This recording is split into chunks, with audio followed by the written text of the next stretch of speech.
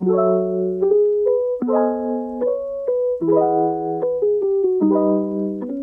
name is Homer Jackson. I'm an interdisciplinary artist and the director of the Philadelphia Jazz Project. And I am an adjunct professor at Temple University in film and media arts. I teach a course in multimedia storytelling. I am a graduate of Tyler School of Art. I was a printmaking major.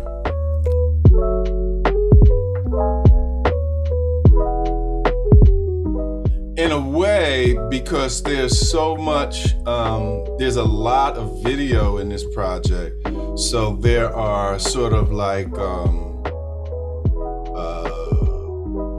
almost a broadcast kind of situation with a number of the videos. They're shared together, presented on a particular screen, a single screen. My piece is a video installation that's separate from some of the other pieces, but I have to say all of the work is very much related, the visual artwork as well as the media and photography work, wrapped around the theme of racial segregation in public pools.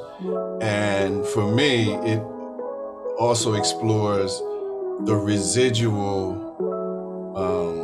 social, cultural, psychological, spiritual residuals of that action.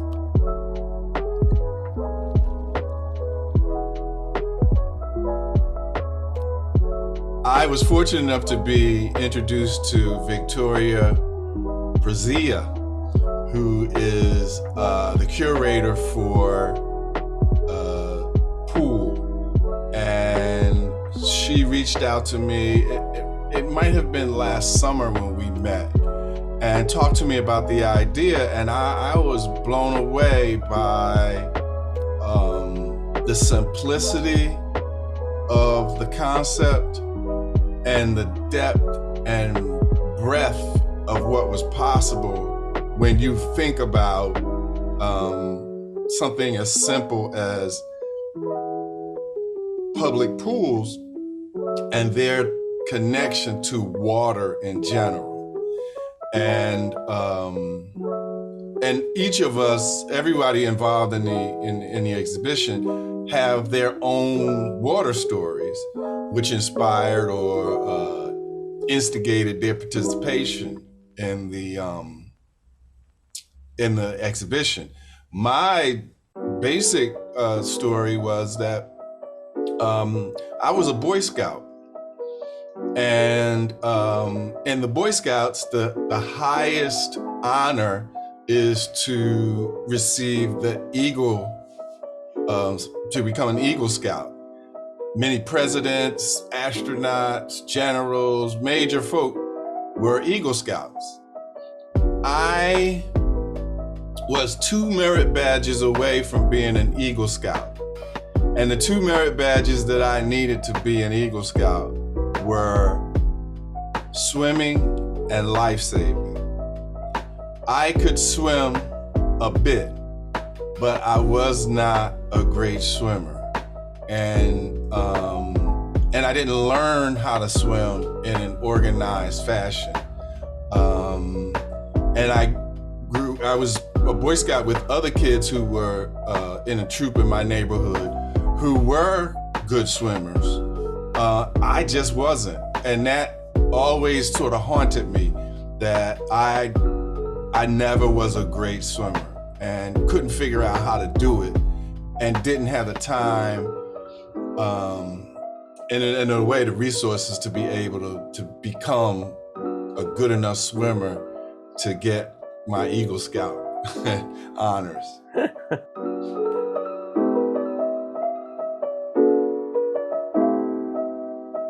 Music is so powerful.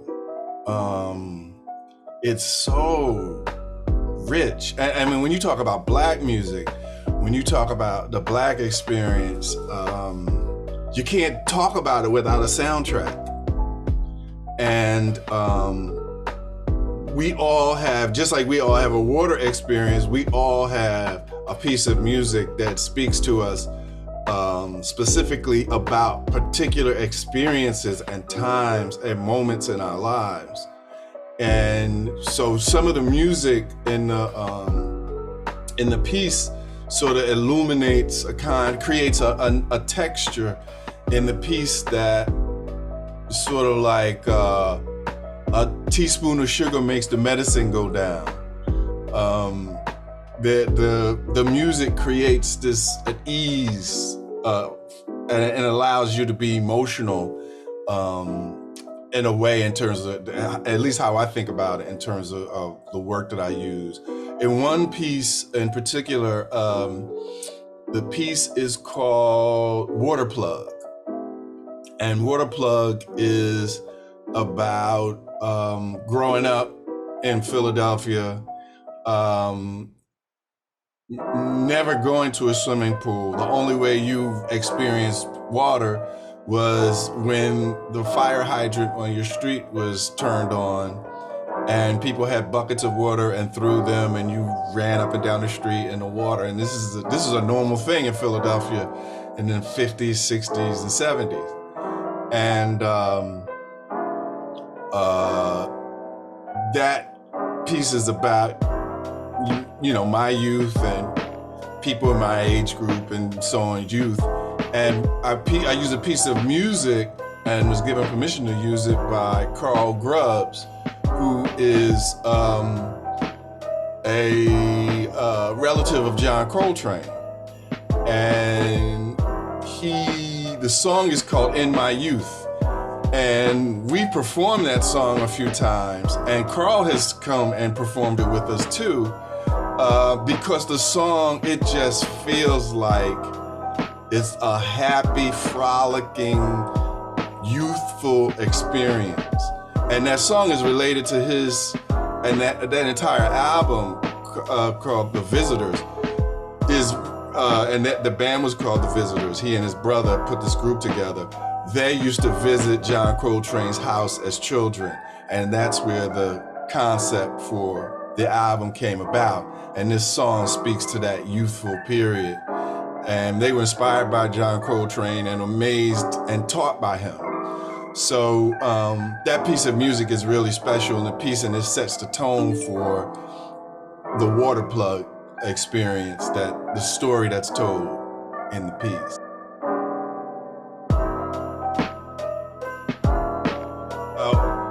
One of the most amazing things is like this summer, a musician who is a critical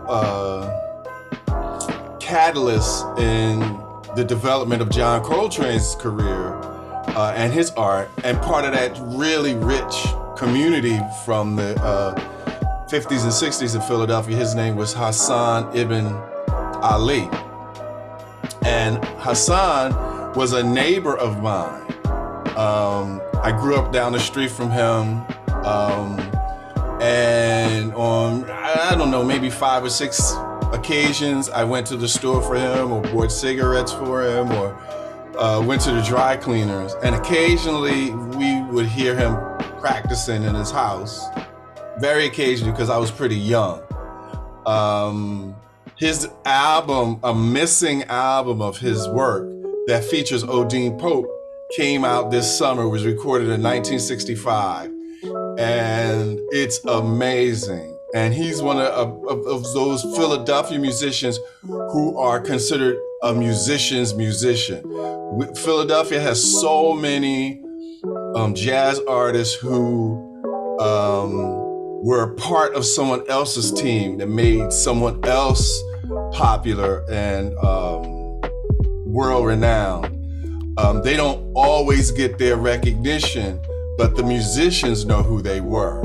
And he's one of those people. Like a Philly Joe Jones is another, Edgar Bateman is another, John Blake is another, Jimmy Garrison. There's just so many Philadelphia musicians who are essential to the Philadelphia, I should say to the jazz story, but who aren't the headliners.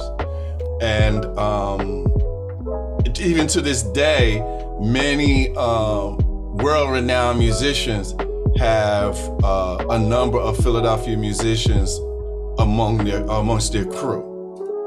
Yeah. Beyonce, John Legend have Philadelphians who are part of their team.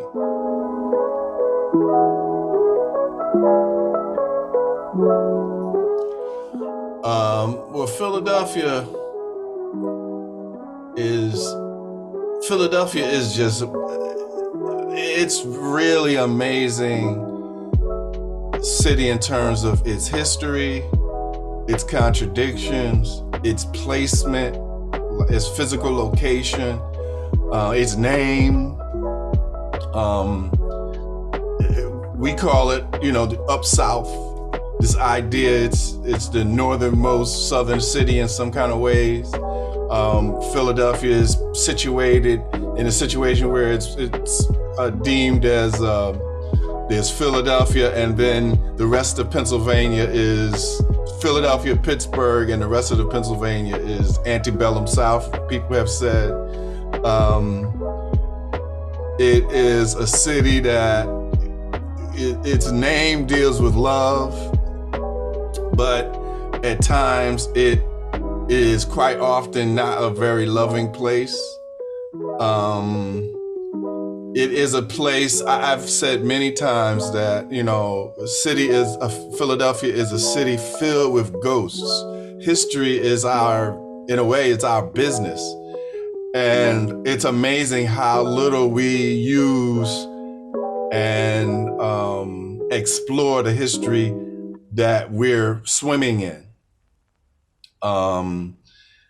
And so that's, for me, one of the things that I love about opportunities that I've taken advantage of and ideas that I'm interested in is to explore that history and to put it into a contemporary context in some kind of way. And I've done that a number of times with the Philadelphia Jazz Project. I think it's just essential and important. And I'm stunned that not enough Philadelphia artists, regardless of what art form you're working in, don't really exploit the rich canvas of history that we have as a catalyst to create new work.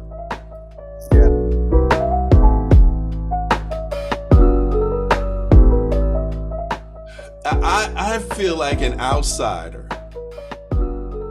I've always felt like that. I've always felt like an outsider. I've always had to do the other thing to keep it moving. And I didn't have an expectation that I would actually ever be inside anyway. So in terms of my teaching, even long before I had the opportunity to teach at all, as a guest artist, I would always speak to students about the kind of experience that I had. And in the real world, there's the 1%, then there's the 5%, and then there's everybody else. And I'm always asking the folks in the room about being the everybody else, that I'm sort of teaching to the everybody else, because the everybody else is going to have to figure out what they're going to do with their life. What are you going to do after you leave school? It's not already written for you. You've got to make it happen. How are you going to make it happen? What is your community? Who are you connected to? Who do you want to be connected to? Who inspires you? Are you willing to look beyond the dream that you have and face the realities of what the possibilities are, and then even make your own lane to be able to do the work that you want to do? I mentioned to my students yesterday, I taught the first class of the semester yesterday, and talked about how of the 50 people that you'll meet in school this semester, one or two of them may go on to be like world-renowned artists. And some of the other people that you meet may be amazing regional and even national artists. And then there's other people who may not go anywhere, but who might have a major influence on your life. You have no idea what the future holds, but your engagement with each other is critical and essential. And that you cannot judge a book by its cover. It's essential to avoid that because you can't read the future. I really enjoy engaging with the students that I've worked with. I feel like I learn as much from them as I hope they learn from me. My goal is to introduce them to as many things as I can that in my mind serve as examples of directions in which you can go,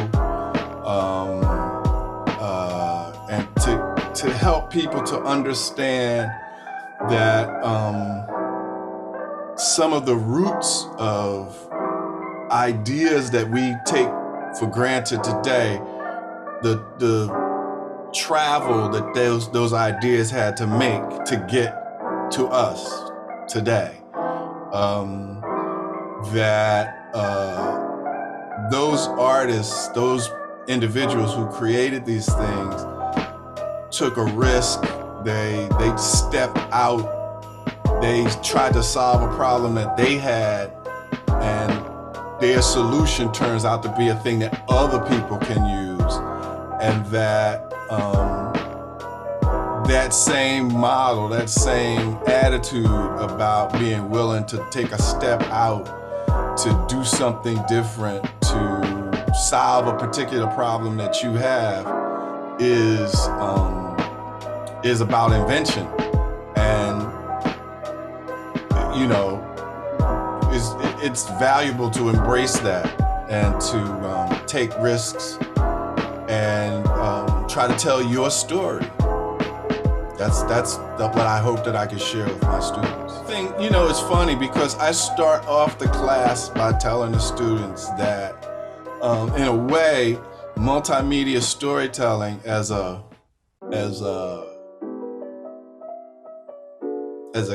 umbrella, a concept, is actually a redundancy, because if you're a filmmaker, if you're a theater artist, if you're a video artist, you are already fundamentally a multimedia artist. The forms are multimedia already. However, we don't look at them as multimedia. Many folks come in as filmmakers or video makers, or their focus is the visual. So they never think about sound as essential. And the idea, and I eventually get to the idea of like, what is a story? Is a story, ultimately a story is a symbol, a brand, a logo. When you see a logo, the entire story of that experience hits you.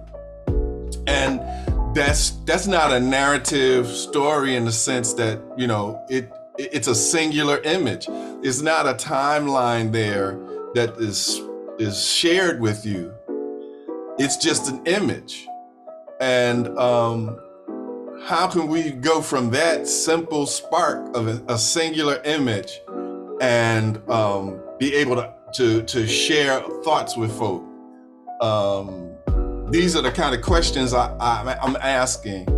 And in the asking, my goal is, I hope, is to inspire opportunities to try different things and to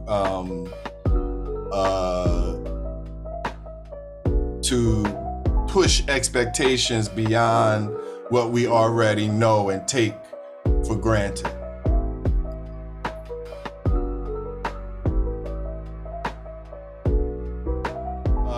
In terms of my own work, well, one thing that I'm really interested in, and this is a jazz project initiative, I really am interested in exploring our experience, our survival, our sense of survival's remorse and guilt and mourning and joy and celebration over COVID.